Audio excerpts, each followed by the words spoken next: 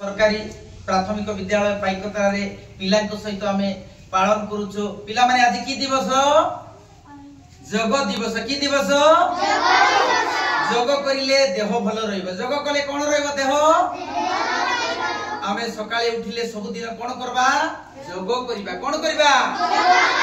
सुस्थ शरीर पई कोन दरकार?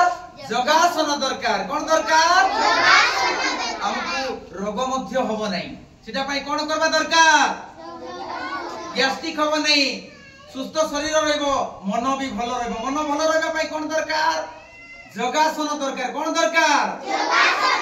पाठ पढ़ा रे आग्रह करिबा पई कोन दरकार? योगासन दरकार। भल मनीष हेबा पई कोन दरकार? योगासन।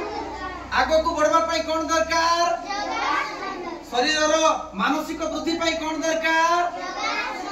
तो पुनी पिला भितर गोटे आग्रह आसी योग द्वारा आमे सबु किछि सफलता पाई परबा। तो आमे पिला माने कोन करबा?